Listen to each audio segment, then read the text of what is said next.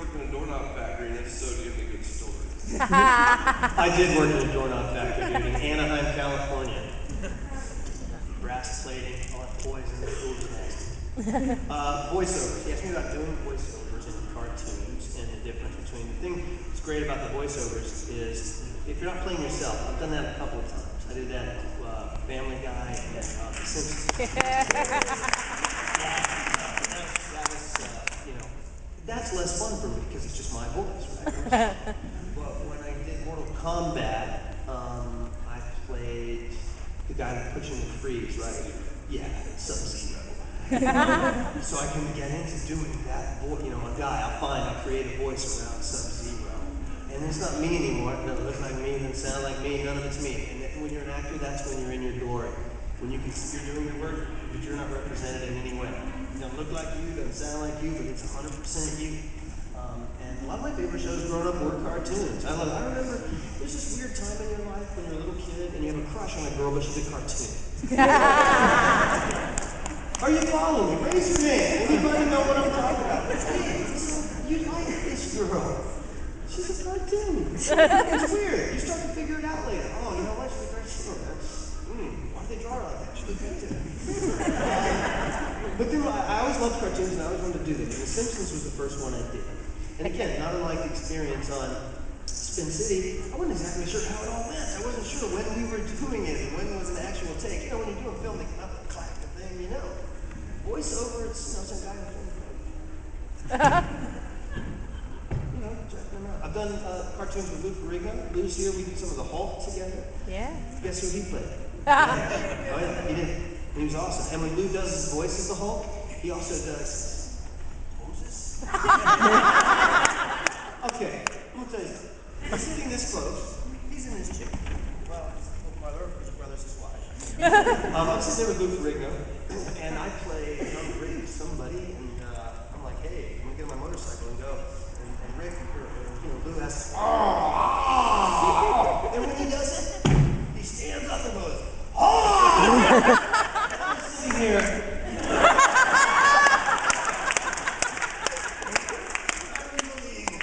Unbelievable. The vocal power that he puts behind it, and oh my God, the calves on his legs. They're just huge. And when he stood up and did that, it was like, oh my God. I just watched him explode up out of the chair, and then the big arm was over me, and I couldn't see the light.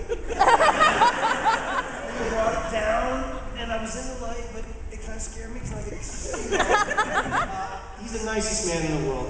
He's the nicest guy you'll ever meet. If you're ever sitting beside him, he's going to do the Hulk. Give yourself a little room. Brother stands up. Whoa. But that's what I love about cartoons, man. We had Kathy Ireland in that episode playing a space monster, the ugliest thing you ever seen.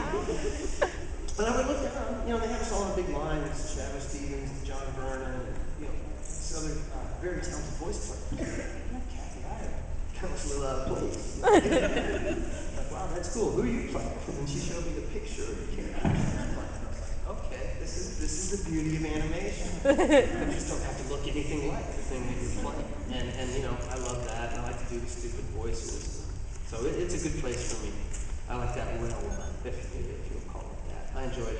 And there are guys, you know, again, I get to work with so many talented actors. You know, Rob Paulson, guys that just do this for a living. And again, they afforded me a great education. I had a good time with it. And I'll do some more. I like cartoons.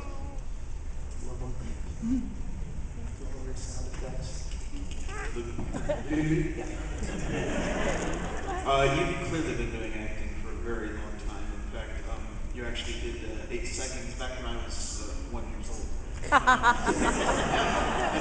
Oh boy. Thank you. Like I said, I liked it. You clearly remember pretty much everything that you've done from the thing that everybody's asked you. What is the most memorable thing you've done? The most memorable? Yeah. Yeah, it's going to go back to 8 seconds. I know you're not going to like hearing this, but there are some moments of that I remember just like they were yesterday. Just they were so clear. We're doing a shot where I get hung up on one of the bulls. What's that? I couldn't get off. top of it. He wouldn't let me do it. But in order to achieve those photographies, what we had to do was we had a mechanical bull that we built, and we put the whole thing so it would spin like a carnival ride. And from the top, I mean, it's only for one shot movie, but as you look down, you see me, my face, my arm, you know, the frame's holding me about right here, and you can see the bull. Well, there's a Steadicam guy chained to the pole in the middle, and he's spinning at the rate that the thing is spinning. He's holding his camera. Randy Nolan was the guy who's great Steadicam guy, shot a lot of big movies with him. And the moment I'll never forget is we got that thing jacked up so fast that my feet were swinging straight out. I wasn't touching the ground in any of the revolutions. And I mean, I'm literally scared to death because it never got that fast in rehearsal. And I would run, I would jump and swing. We would do these great shots. My feet just came off the ground. And I was just trying to hold on, you know. I was just trying to hold on, but I was going this way with my left hand. And we were going around, Randy, go. And I literally looked up and Randy's, he's just getting ready to hurl. And I'm thinking, well, I'm down here. And if you do that, you shot his scalp and then what? That's not going to be good. I didn't want that to happen. And I remember, and every time I see Randy, we just come together and hug because it was like, you know, two guys who lived through a space mission together. The second we got done with that shot, I mean, literally, they got done and Randy's like, get out, they take the thing and he just walked over. I'll never forget the look on his face. That was a very clear moment to me. There's another moment in another movie where I was doing these scenes with Ashley Judd in the film, and we were, you know, husband and wife in it, and we had shot this scene. It was a fairly adult content kind of nature, and you know, when you do that, you think that there's a wire that goes right to the monitor, and only the director can see. Well, these guys were not very smart, and they were broadcasting the signal on camera. And we were shooting in this apartment complex in Chicago. And you catch it on your local Channel 13. I didn't know. You click Channel 13 and you see what we're doing.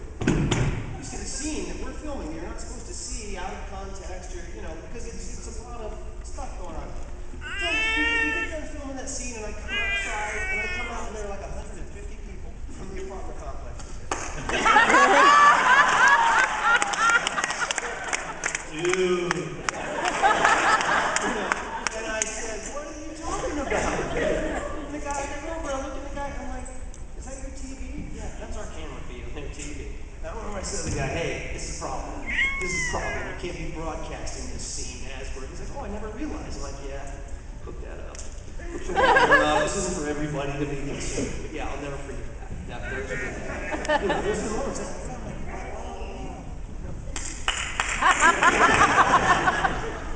so those are the ones that stick out in my mind. Some there are many. There was a time in Africa when Tia and I were doing a scene on the side of the mountain, and we had a table of food for the crew, and everybody set up. It was about 100 yards away.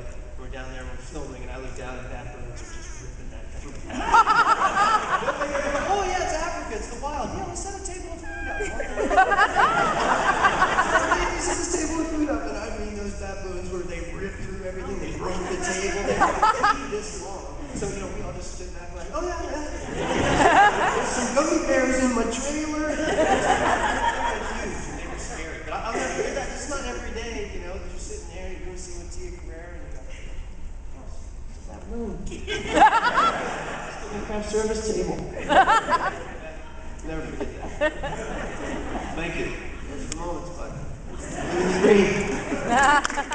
we have time for one last quick question. But Luke will be doing autograph signings right after this, so you can go down and see him there. Please do.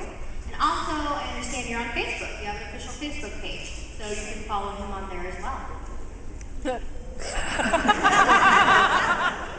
Maybe. I'm a little bit older than the previous questioner, so I actually first became your fan when you were on Loving back in the day. Wow. That was me, though.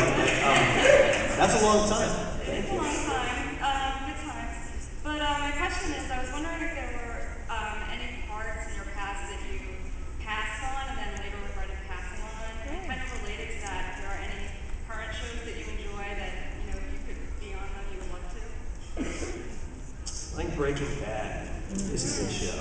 You know, I love what Cranston's doing over there. That's good stuff. I love that. There have been parts that I didn't take that I later, for one reason or another, had kind of wished that I had. You guys ever see a movie called Sliver with Billy Baldwin and Sharon Stone? Yeah. That was one that I let go. That, Oh. I don't know why. I just had something else going on or something, but that was one that I thought, oh, I should have taken that money. I should have done that. But not a whole lot of them jumped to my mind. You know, to be quite honest, that one, you know, millions of dollars, and I just let it go. You don't know why you do these things at the time, but you do them. But I've been fortunate, you know. I try to not think of the ones I didn't get. I think about the ones that I did get. And then when I really need to feel good, I think about all the guys that didn't get it. I never get it. It's the rodeo thing. If I don't get it, I want somebody good to get it. I want somebody that, you know, whose work I like and whose work I respect to get it. It always happens. Any actor that tells you it don't, they're lying to you. They're going to lie to you. I'm not. I want these parts and they don't come my way. It's not cool. You can't dwell on it though. Because just as soon as that part doesn't come your way, something great might. Something great will. It's incumbent upon you to go look for it, to make it happen. A lot of people say, you know, especially in this business, they'll say, go chase your dream, chase your dream. I never advise people to do that. I tell them to choke their dream down. Just chase, get it, choke it down, make it your own. Then you have it, and it's yours. Just chase your dream, it's always out there. Catch it, choke it, make it your own. Dude, that's my, I'm going into public speaking, personal motivational speaking.